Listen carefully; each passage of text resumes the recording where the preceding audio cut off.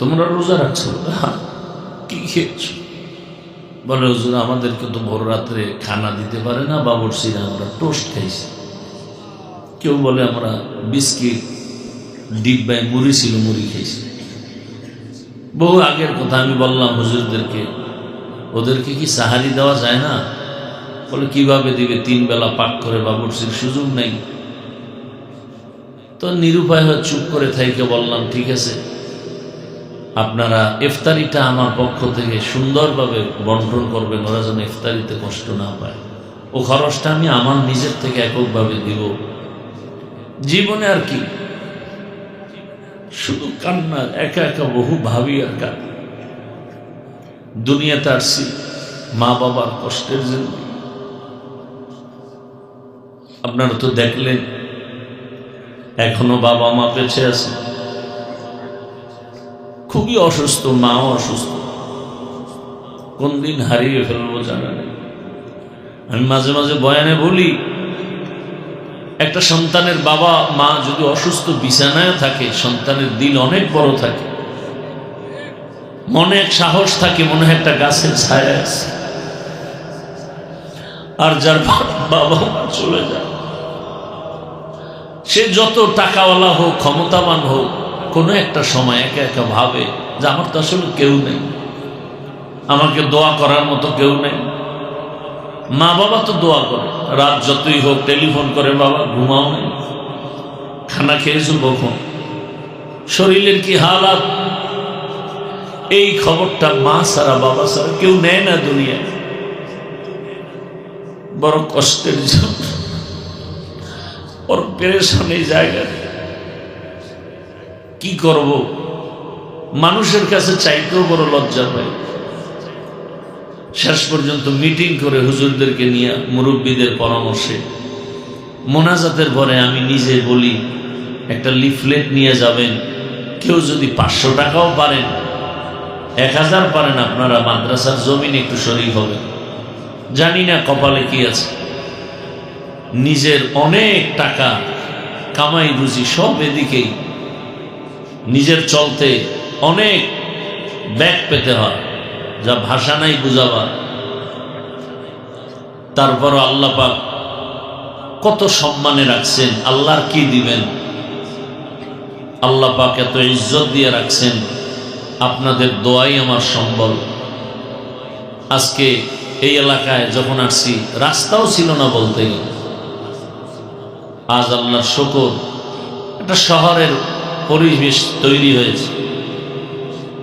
আমি চাই এই এলাকার নাম আদর্শনগর, আমি চাই রসুলের আদর্শে এই নগরী যেন উজ্জীবিত হয়ে যায়, এলাকাবাসী যেন রসুলের আদর্শওয়ালা হয়ে যায়। আমি বয়ান করার জন্য বসি নাই, বয়ান হয়ে গেছে, সবাই অনেক দূরে যাবেন, রাত অধিক, মাইকের আওয়াজ যতদূর যায়, মা বোন সহ সবার কাছে দোয়া চাই। প্রতি মাসের 2য় শুক্রবার এখানে ইজতেমা হয়, মাগরিব সারা রাত আমি এখানে বসে থাকি, বাহিরে কোনো প্রোগ্রাম করি না। আপনারা আসলে দেখবেন আমাদের ছাত্রগুলো কি পরিমাণ কান্না করে, ওদের চোখের পানি আশা করি বৃথা যাবে না। বাইতুল্লাহর গিলাফ ধরে ধরে বহু চোখের পানি ফেলেছে এই মাদ্রাসায় জায়গার জন্য, আশা করি বৃথা যাবে না। হয়তো একটু পেরেশানি আল্লাহ চান, দিলে তো দ্রুত দিতে পারেন। আল্লাহ মোহাব্বতের বান্দাদেরকে চান একটু ওরা কান্না করুক।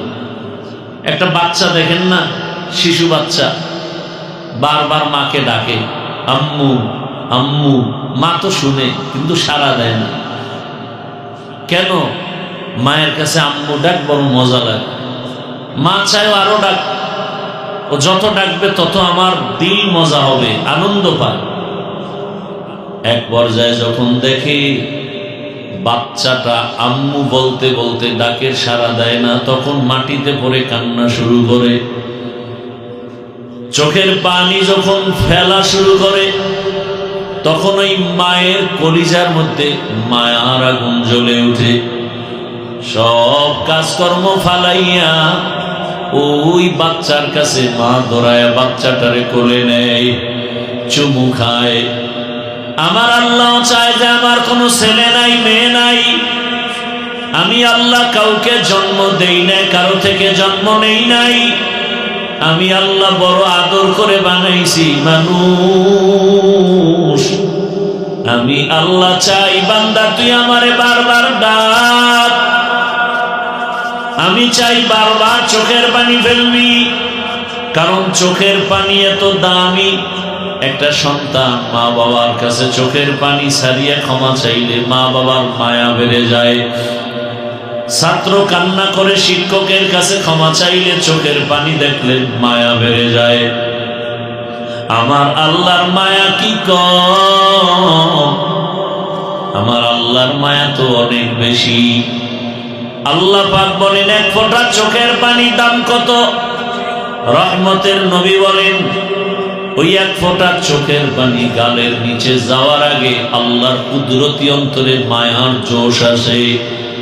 আমার আল্লাহ বলে বান্দার কাঁদিস না, তোর জীবনের সব গুনাহগুলো মাফ করে দিলাম। একদিন এই ময়দানে আওয়াজ চলবে, কোরআনের বাগানের আওয়াজ। কিন্তু এমন একটা দিন আসবে আমরা সব কবরবাসী হয়ে যাব। তিনটা সাদা কাফনের প্যাকেটে পড়ে থাকবো। এই দুনিয়ায় আর বেঁচে থাকা যাবে না। ভাই কাঁদবে যে আমার ভাই নাই, মা কাঁদবে আমার সন্তান নাই, বাবায় চোখের পানি ছেড়ে কাঁদবে আমার সন্তান চলে গেল। আমারে কে আম্মু বলে ডাকবে, কে আব্বু বলে ডাকবে, আর ডাকার মতো কেউ থাকবে না। এরে আল্লাহর বান্দারা, পর্দার আড়ালের মা বোনেরা, রহমতের নবী এই উম্মতের জন্য কি পরিমাণ কান্না করেছে। আজ নবী নাই, ওই নবীর দিনের আমানত আমাদের হাতে।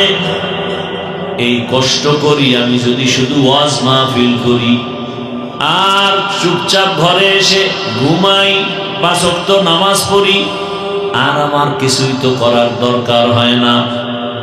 আমি আরো বাড়ি করতে পারি, আরো গাড়ি করতে পারি, কিন্তু না। এই মাদ্রাসা যখন হয় ভাড়া ঘরে, গ্যাস নাই, বাবুর্চি নাই, 2 বছর 9 থেকে 12 জন শিক্ষক 3 বেলা বাসায় খাওয়াইতাম পাক করে।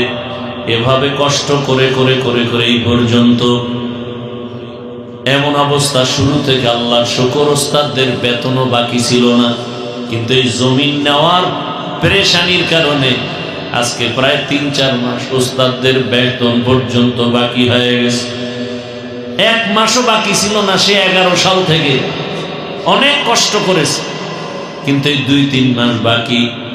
এরপরও আসাতেজায়ে কেরাম মেহনত কম করে না।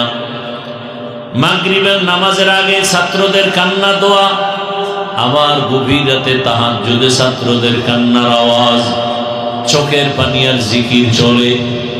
এরে আল্লাহর বান্দারা, আপনাদের কাছে শুধু দোয়া চাই, কিছুই চাই না। দোয়া থাকলে আল্লাহ যদি কবুল করেন সব রাস্তা ওপেন হয়ে যাবে।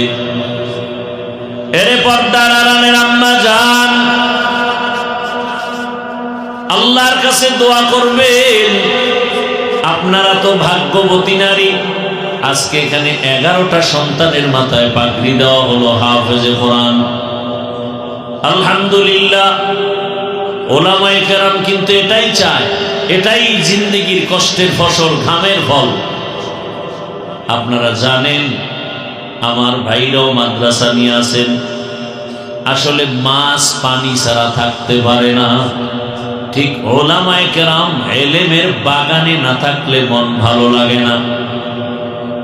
আপনাদের কাছে দোয়া, আমার মা বাবার হায়াত যেন আল্লাহ বাড়ায় দেন।